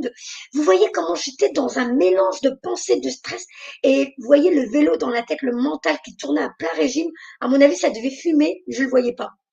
Eh bien, au moment où j'ai dit: allez, je lâche les assédiques, je laisse tout tomber, et vaille que vaille, on verra où on m'emmène. Là, je vous dis, j'allais jusqu'à des 2 000 € par mois, 2 500 par mois. Donc, c'était encore une histoire de lâcher prise, arrêter d'avoir peur parce qu'il ne peut rien nous arriver, quoi qu'on fasse. Et une autre expérience, c'était quand Arnaud a décidé de quitter son boulot parce que je lui dis: tu sais Arnaud, on veut déménager en Vendée, mais tant que nous sommes dans des expériences qui ne nous conviennent pas, qui ne nous plaisent pas, donc on ne peut pas mélanger le passé et le futur. Il faut qu'on quitte les expériences qui ne nous conviennent plus pour attirer à nous ce qui nous rendrait plus heureux et nous épanouirait plus et conviendrait aussi à nos souhaits, à nos rêves. Il a dit, OK, je vais me mettre en disponibilité parce qu'il est infirmier de bloc opératoire. Et il a fait sa lettre, il a déposé, c'était terminé, c'était mis en route. Et moi, au même moment, je m'étais mis à prendre beaucoup de rendez-vous les matins, les après-midi, pour lui prouver que je pouvais subvenir aux besoins de toute la famille. Sauf qu'au bout d'un moment, je pétais un plomb, je dis j'en ai ras-le-bol de travailler le matin, l'après-midi et de plus avoir le temps d'aller voir le dentiste, d'aller me promener toute seule, d'aller faire des choses pendant que les enfants sont à l'école. Je m'étais créé une autre prison. De là, j'ai dit, tu sais quoi Arnaud, moi aussi j'arrête de travailler. Il dit quoi? Mais t'es folle! Il a dit je retourne tout de suite à l'hôpital et je vais arracher ma lettre de disponibilité, de demande de disponibilité. J'ai dit non, non, non, tu restes ici, tu ne bouges pas. Il n'y est pas allé. Entre-temps, c'est là qu'il a dit, donc si je suis ce que tu dis, Nacera, on doit quitter tout ce qu'on veut plus. Je dis oui, c'est ça, Arnaud. De là, il dit, alors puisqu'on veut plus de cet appartement à Reims, il faut qu'on envoie le préavis à la propriétaire pour qu'on puisse quitter le passé et aller vers l'avenir. De là, j'ai dit, tu sais quoi? Moi, je le savais. Mais je te l'aurais jamais proposé parce que je me suis dit, mais là, tu vas faire pipi dans ta culotte. Tu vas avoir peur. Parce que ça veut dire que s'il n'y a pas de suite, on va être sans abri avec les enfants à la rue. Et lui, il a dit, Nacera, je te fais confiance. Tu m'as dit que c'est comme ça que ça fonctionne. Alors, la disponibilité, elle est mise en place. Ça y est, c'était fini. Il ne travaillait plus depuis quelques jours. On a envoyé la lettre le 1er février à la proprio. Et là, 9 jours après, le 9 février, là où on habite, Myriam nous appelle pour nous dire la maison est pour vous. Arnaud ne travaillait pas. Je ne travaillais plus. Tous les deux, on rentrait que des bulles. 0 centime. Et nous avons trouvé ce F5, cette grande maison à Saint-Gilles-Croix-de-Vie. Je l'ai déjà dit plein de fois, hein, 10 minutes à pied de la mer, avec un grand jardin, un petit lotissement tout tranquille, tout mignon, tout sympa. Et voilà. Et ainsi de suite. Je crois qu'on ne peut pas vous donner plus d'exemples que ça. J'en oublie beaucoup. J'en ai vécu plein des expériences où je faisais des dons. Et quand je fais un don, alors que j'ai pas énormément, mais c'est comme si je me disais, c'est pas grave. Cette personne mérite, je lui donne. Je lâche prise. Et on verra. Aussitôt, la somme revenait. Je laissais circuler l'argent. Vous voyez, j'étais pas dans, ah non, si je donne, ça va faire, non, j'étais pas comme ça. C'était, oui, je donne parce que j'ai envie de donner, ça résonne en moi. Je veux aider, je faisais des dons à ceux que je regardais dans les vidéos, je faisais des dons, je sais plus, c'était, je me rappelle aussi, à un moment donné, c'était un monsieur qui faisait des, vous savez, des trucs de transcommunication, je sais pas comment on appelle ça. Il enregistrait les voix des défunts avec ses machines et il prenait des photos de défunts dans l'eau. Sauf qu'un jour, son matériel a lâché, là, l'ordinateur et la caméra et je sais plus quoi. Et il a demandé à tous ceux qui le suivaient sur Facebook de faire un don pour qu'ils puissent se racheter du matériel. De là, moi, je dis oui, ok, je te ferai un don. Et au même moment, c'est là que j'ai perdu la rentrée d'argent avec les acédiques. J'ai dit, ah, je fais quoi? Je dis, bah tant pis, je ne reviendrai pas sur ma promesse. J'ai dit que je donnerai, je donnerai. Je lui ai donné 30 euros. Et comme c'était l'époque où je faisais des fois encore des bricoles gratuites pour apprendre à utiliser mes capacités en contact défunt, j'avais fait un contact défunt à une dame, c'était avec certaines mamans pour la fête des mères, des mamans qui avaient perdu leur enfant. Donc j'avais offert des contacts défunts pour ces mamans-là pour la fête des mères. Eh bien, j'ai dit que c'était gratuit parce que c'était une formation gratuite pour moi pour développer mes capacités. Donc, il y avait plus d'argent qui rentrait pour moi. Je savais pas que ça y est, ça allait revenir. Eh bien, j'ai donné 30 euros à ce monsieur et le lendemain, j'ai reçu un don de 30 euros. Une maman qui m'a dit, Nacera, je sais que tu voulais pas qu'on te paye, que c'était un cadeau, mais ce que tu m'as offert, c'est inestimable. Laisse-moi, s'il te plaît, permets-moi de t'offrir ce petit geste-là. Donc, c'est un petit exemple parmi tant d'autres. Je me rappelle même une fois, j'ai vendu ma voiture parce que je conduisais plus. J'avais déjà des Sarah. Et comme c'était une voiture sans permis, je pouvais plus ramener les enfants avec moi. parce que c'est des voitures où il n'y a que 2 places. Et donc, je voulais vendre ma voiture sans permis. Je voulais la vendre 3 000 euros. Je suis tombée sur un monsieur qui était sur une chaise roulante et il me dit, Madame, est-ce que vous me garantissez que la voiture n'a pas souci? Je dis, écoutez, monsieur, comme dit dans l'annonce, moi je l'ai depuis 6 ans et je ne sais pas si elle va vivre encore 1 an, 10 ans, 20 ans, j'en sais rien. Je ne vais pas vous mentir. Et il m'explique, vous savez, madame, je venais d'acheter une voiture juste la semaine dernière. J'avais mis mes économies dedans et je devais me racheter avec cet argent ma galette. Une galette de, vous savez, de chaise pour, sur sa chaise d'handicapé. Parce que c'était un monsieur sur une chaise roulante. Et il m'a montré sa galette était toute craquée de partout. Et je dis, oh mon Dieu, je dis, pourquoi ça coûte combien une galette de chaise comme ça? Il me dit 500 euros. Je dis, mon Dieu. Alors là, j'étais dans la culpabilité. Je dis, j'espère que, moi, je savais que ma voiture, je la vendais en tout bien, tout honneur. Pour moi, elle roulait, elle avait aucun problème. Je dis, vous savez ce qu'on va faire? Vous me la payez 2500 euros et promettez-moi qu'avec les 500 euros que vous deviez me donner, vous allez vous offrir votre galette de chaise. Et là, alors, il s'est un peu mis en colère, il a dit, mais je vous ai pas dit ça pour que vous ayez pitié. Je dis, non, non, non. Je dis, je n'ai pas envie que la voiture, qui arrive quoi que ce soit, et qu'après, vous voyez, je garde ça sur moi, je le vivrai pas bien. Je dis donc, 2500 euros la voiture, 500 euros, vous vous offrez votre galette de chaise. Bon, j'ai jamais eu de nouvelles du monsieur, donc à mon avis, parce qu'il avait mon adresse, il avait mon numéro de téléphone, je pense qu'il serait venu me casser la figure ou il m'aurait ramené des copains s'il y avait un souci. Figurez-vous que je remonte à la maison, puisque c'était sur le parking que je faisais la transaction. Je remonte et je dis à Arnaud, ben écoute, finalement, la voiture, je l'ai pas vendue 3 000 euros, je l'ai faite seulement à... Ah non, je ne l'ai pas dit tout de suite parce que j'avais peur qu'il soit fâché. Et comme entre-temps, lui-même avait entamé une conversation, il me dit, hé Nacera, tu sais quoi? Qu'on vienne se mettre ensemble et que tu as des enfants, avec le boulot, genre ça c'est, vous voyez, je remonte en arrière, hein, c'était quand j'étais enceinte de Jade. Donc, comme je me mets avec toi et que tu as des enfants, grâce au fait qu'on se mette ensemble, eh bien, j'ai le droit à 500 euros. Il dit, mais moi, j'en ai pas besoin, je te les envoie, je te fais un virement. Et de là, je lui raconte l'histoire. Je dis, bah, tu sais quoi? Je venais de baisser le prix de 500 euros au monsieur. Et toi, au même moment, tu me dis, voilà, que bah, voilà, voilà, voilà.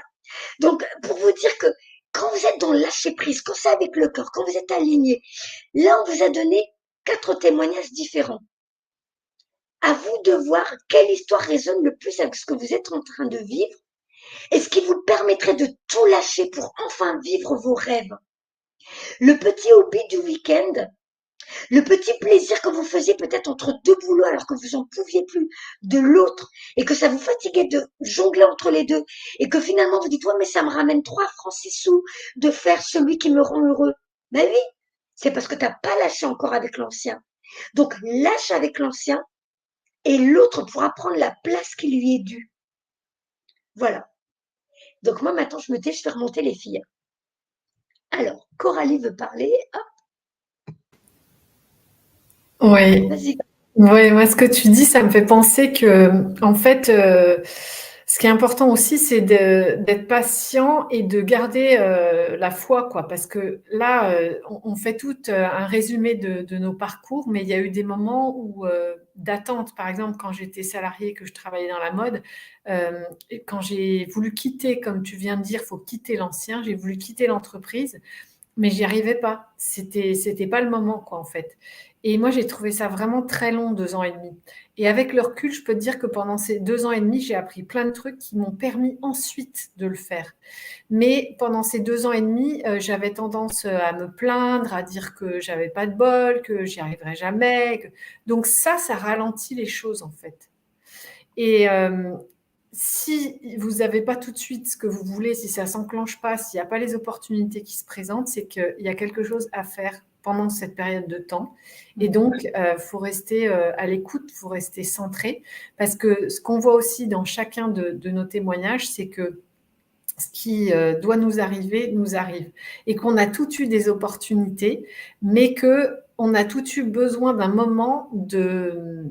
Toi, tu as parlé, Chantal, de ton burn-out, toi aussi, Virginie, quand tu as arrêté les forces armées. Il y a toujours des moments de transition où on a besoin d'écouter vraiment ce dont on a besoin et d'apprendre à s'écouter, d'apprendre comment communique notre vraie nature, notre essence, notre sagesse intérieure avec nous. Et donc, il y a des périodes où il ne se passe rien qui sont nécessaires parce que c'est des périodes où on apprend quelque chose, où on se met en réceptivité, où on a besoin de recharger ses batteries. Et moi, dans ce que je vous ai témoigné, il y a eu d'autres moments qui ont été difficiles, il y a eu des moments de doute, il y a eu des moments qui étaient moins évidents que d'autres. Ça n'a pas été que des miracles à la succession les uns des autres, quoi. Mais il y a des paliers, en fait. C'est des paliers. Et à chaque fois, il y a un moment où moi, je me suis retrouvée dans une période intermédiaire, c'est-à-dire un moment de neutre, où il ne se passe rien, où il est temps de faire le point sur ce que j'ai fait avant, sur ce que j'ai appris et sur ce que je veux vraiment. Et ce n'est pas des moments de malchance où ça y est, je suis en train de perdre le fil des choses et de perdre le fil de l'abondance. C'est juste des moments qui sont nécessaires. De la même façon que dans les saisons, nous en France, par exemple, on a l'hiver, bah, c'est des moments où on va revenir à l'intérieur, où on va prendre le temps, où on va se reposer. Et voilà. Et quand on est sans travail, on se dit, mais non, tu n'as pas le droit de te reposer. Bah si, justement, tu le prends. Et si tu ne le prends pas, bah, tu fais un burn-out, tu tombes malade. Et tu as d'autres indications, d'autres signaux qui viennent de te dire, mais vraiment, fais cette pause parce que si tu ne fais pas cette pause, tu ne vas pas trouver le pas d'après, l'étape d'après que tu as besoin de suivre. Donc voilà ce que ça m'a fait penser. Donc c'est sûr que là ce soir on raconte que le bon côté des choses, mais il y a aussi des moments plus délicats hein, qui sont pas faciles à traverser. Et ce qui m'a fait rire aussi dans les deux témoignages de Chantal et de Virginie, c'est que dans les périodes où vous n'étiez pas totalement en phase avec ce que vous vouliez, toi Chantal quand tu étais à Manchester et Virginie quand tu étais dans les forces armées, finalement c'est là où vous avez trouvé votre compagnon de vie. Donc on voit qu'il n'y a jamais rien d'inutile, quoi, que tout fait sens. Mais quand on est au cœur de la situation, on n'a pas le recul pour s'en rendre compte. Mais chaque inspiration que l'on a, même si elle nous paraît débile, même si on a l'impression qu'il n'y a rien qui va ressortir de ça, bah si, ça a toujours sa raison d'être en fait. Et l'important finalement, c'est de rester en phase fidèle à notre petite voix intérieure. Eh bien, justement, tu vas l'expliquer, je t'ai mis la question là, parce que je pense que c'est une question qui est importante. Hein. C'est quoi être aligné? Tout le monde en parle, mais difficile de comprendre ce qu'il faut faire pour l'être. Bah, aligné, déjà, il faut trouver son centre. Pour pouvoir s'aligner, il faut trouver son centre, c'est-à-dire, c'est ce que je suis en train de dire, on a tous une guidance intérieure, on a tous notre vraie nature, notre être, notre essence, l'être divin que l'on est, le soi supérieur, la partie subtile de nous. On l'a tous et on a tous aussi un corps physique dans lequel cette partie subtile s'incarne. Et cette partie subtile, elle sait tout de nous. Elle a tous les tenants et les aboutissants, elle a toutes les ressources. C'est la source même de l'abondance en fait. Donc, apprendre à connaître son centre, c'est ça, c'est prendre conscience qu'on a ça en nous, qu'on a tous une guidance intérieure, que cette essence, elle communique avec nous en permanence, à chaque instant de la journée. Hein. C'est pas, elle se repose de temps en temps ou elle dort, c'est qu'elle communique tout le temps, c'est que nous, on n'est pas réceptifs en fait. On a donc notre centre qui en est notre source et on a aussi des guides, on a des entités qui communiquent avec nous et qui sont là pour nous aider. Ça peut être des archanges, des anges, des maîtres ascensionnés, des saints, selon à ce à quoi on croit et ce à quoi on se connecte en fait. On a toutes ces aides et toutes ces communications qui sont là pour nous. Et s'aligner, ça veut dire être en accord entre ce que je ressens, ce que j'entends, ce qui me fait vibrer, ce que j'aime, et ce que je pense, ce que je ressens et ce que je pose comme acte derrière. Donc si par exemple mon inspiration me dit maintenant il est temps que tu déménages et que tu ailles dans un lieu qui te correspond davantage, où tu as plus d'espace, etc., pour telle et telle chose dont tu ressens le besoin, eh bien je vais voir si ça résonne juste ou si c'est seulement un caprice. Donc, je vois l'émotion qui émerge Est-ce que c'est quelque chose de joyeux, mais à la fois calme et tranquille? Ou est-ce que c'est de l'excitation? Ou est-ce que je suis en train de fuir une situation? Voilà, je vois ce que je ressens au niveau subtil, au niveau énergétique, au niveau émotionnel.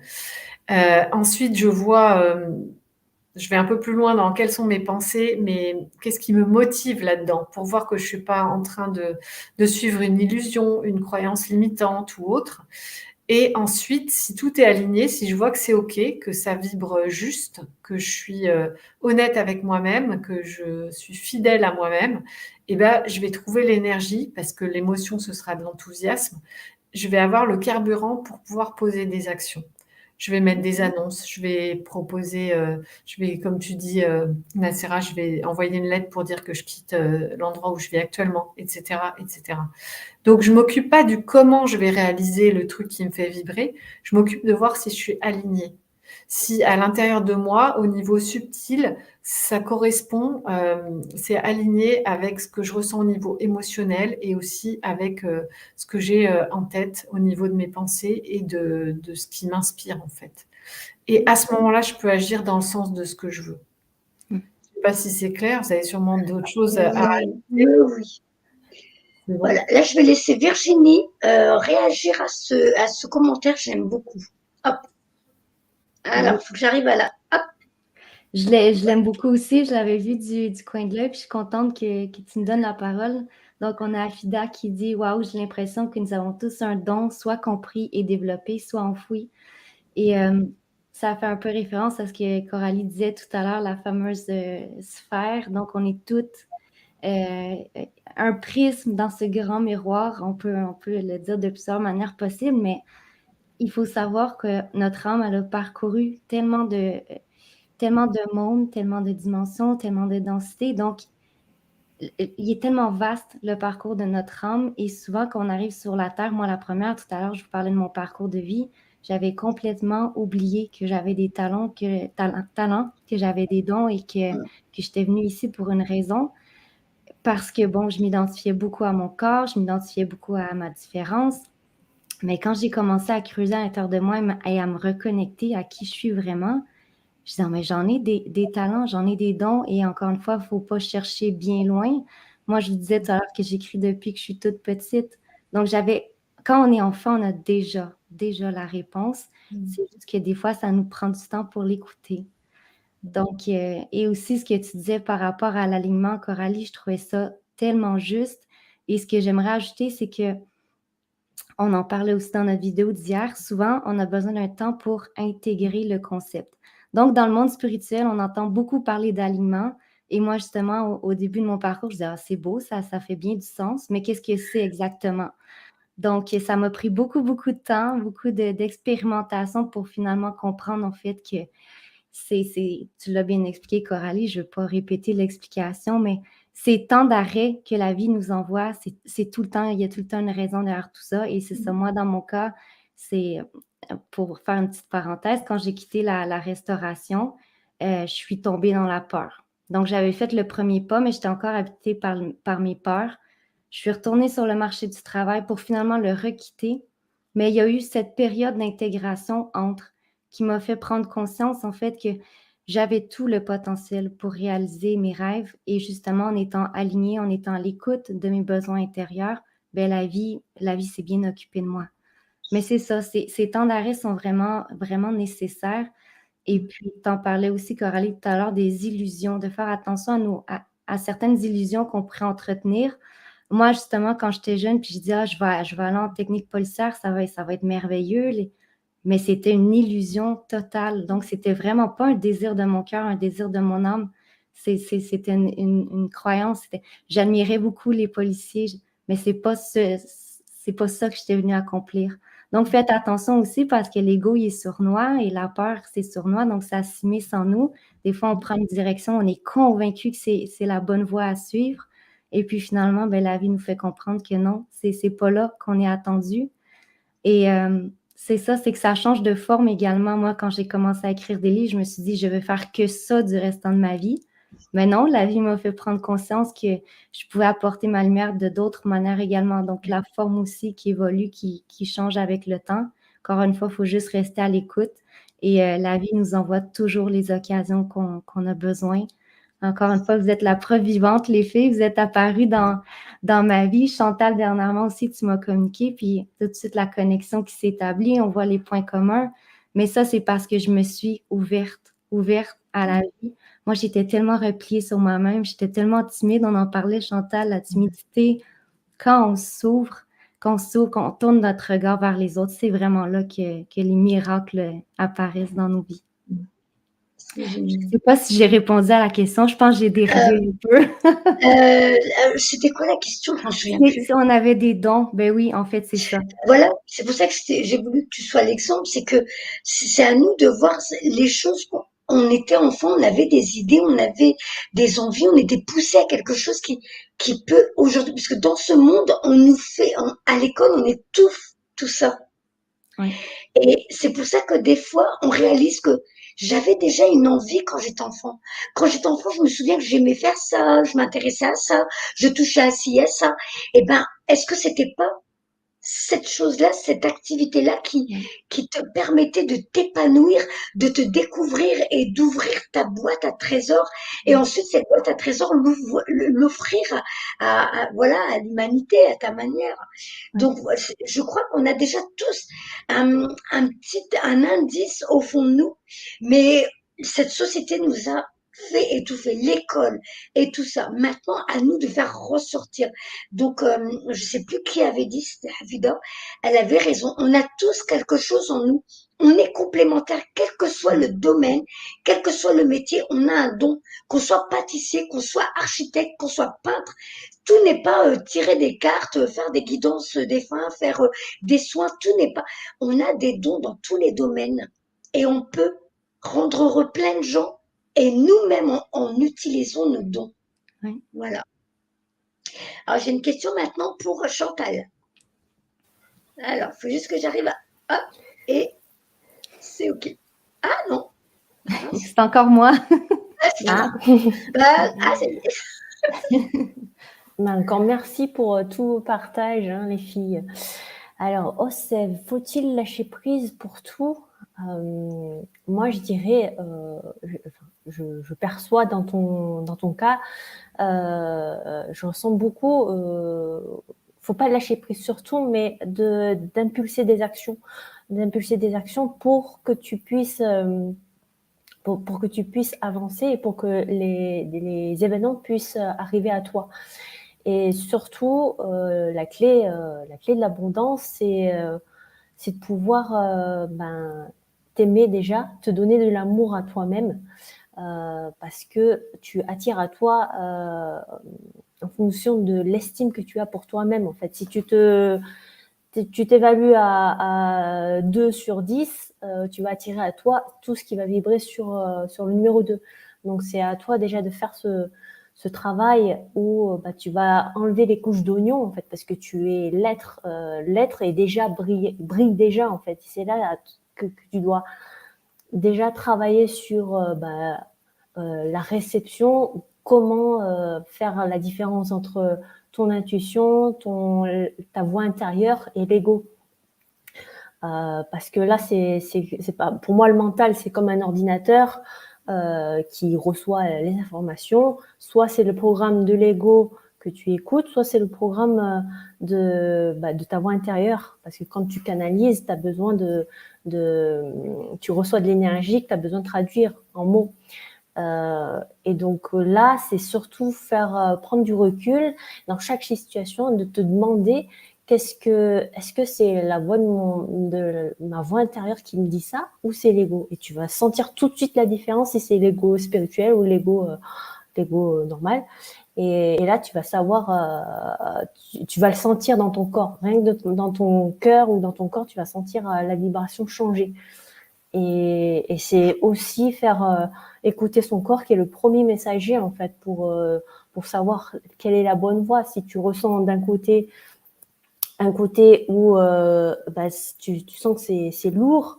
Par exemple, moi, je mets à gauche une situation, à droite une autre, et tu essaies de faire la balance énergétique. Lequel m'élève le plus? Celui qui monte le plus, c'est celui qui va m'élever le plus.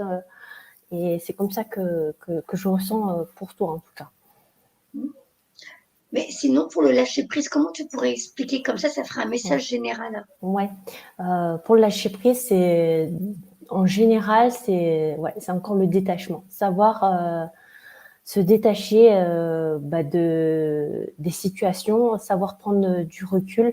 C'est pas facile à faire, mais c'est au fur et à mesure qu'on l'instaure dans notre routine que ça va venir et que ça va être un état d'être, en fait. C'est encore le détachement de se dire je me laisse tomber, je fais confiance à la vie, et même si je sais pas où est-ce que je vais, ça fait partie du chemin, en fait. On ne doit pas savoir exactement ce qu'on va faire dans les détails, sinon il n'y a plus de surprise de la vie.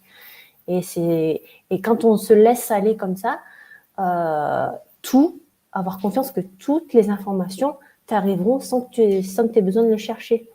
Moi, je sais que je canalise pas tous les jours. Je vis ma vie normale de maman et tout.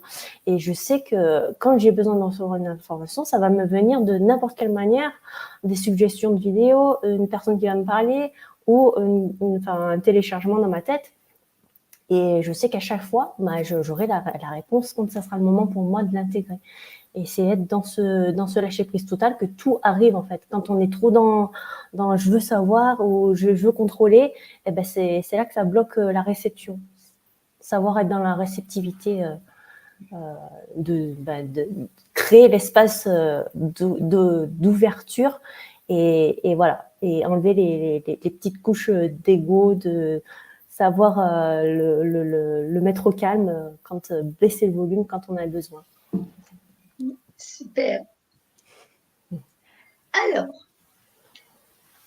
est-ce que vous êtes satisfait? Est-ce que ça a pu vous aider? Alors, je vais remettre le micro pour... Nous, on a l'impression d'avoir donné certaines informations qui pourraient vous permettre à peu près de comprendre comment la vie fonctionne au niveau de l'abondance. Je lâche prise. Je lâche aussi ce que je veux plus et je laisse la vie qui est ma matrice, que je crée en étant alignée et en accord avec ce que je veux plus, je le libère. Ce que je veux, je mets en pratique, on va dire, ce qui est, on va dire, bon, comme elle a dit Coralie tout à l'heure, voilà, je veux déménager, je veux habiter au bord de la mer. Oui, pourquoi pas? Ce que je veux faire, c'est, je peux commencer à mettre l'idée déjà. Alors, je me sens attirée vers la mer. J'ai mis une idée. Je peux faire quelques recherches, mais là, on va dire c'est un peu comme un contrôle, mais plus ou moins, parce qu'il faut quand même mettre une recherche.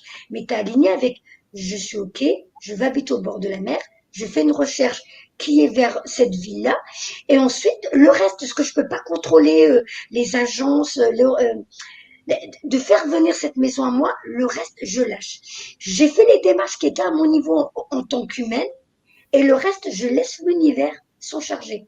L'univers, c'est moi. Parce que j'ai pris une décision. J'ai ressenti ce besoin d'aller vers la mer. J'ai ressenti le besoin d'aller vers la montagne ou vers une forêt.